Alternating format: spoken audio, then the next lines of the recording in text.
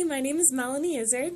I am a senior at Sweet Home High School in Buffalo, New York. I love to read, and my favorite animal is a cow. And when I was in 10th grade, something crazy happened to me. So I loved reading as a kid. I read all the time, and I wanted to be an author. So I joined a program of the Buffalo News where teenagers write articles for other teenagers. And in my very first article, I decided to write about an event my school does. It's called the Boo Benefit.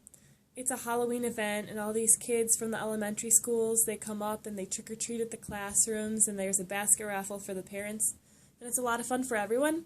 And each year we send the money that we raise to the Hope for Our Young Foundation in South Sudan, Africa.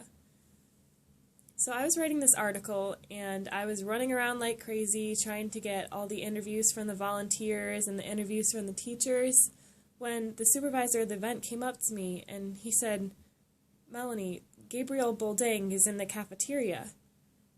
Gabriel Boldang is the founder of Hope for Our Young Foundation, and he was in the cafeteria. So I had to go interview him, and I was crazy nervous. I was wearing my Alice in Wonderland Halloween costume, and I went in there, and I saw him talking to Mr. Aquilino, the supervisor. He introduced me to him, and as soon as I shook Gabriel's hand, I knew that was the kind of person I wanted to be.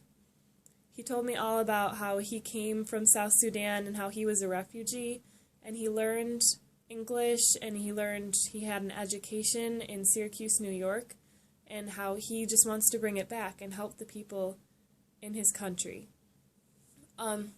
So they built a school with money raised from our events and other events, and in that school he was telling me how the money that we raise now we're going to give to the teachers to help pay for the teachers and use money to build fences to keep the cows out.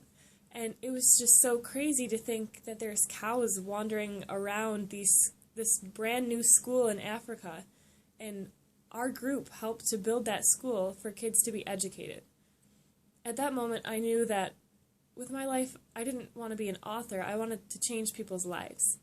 I want to help other countries that don't have the education and don't have the resources that we do to become developed and to become better. So talking to Gabriel Boldang, I was incredibly nervous, but afterwards I felt so good about the future because I know that one day I will change the world, just like he did.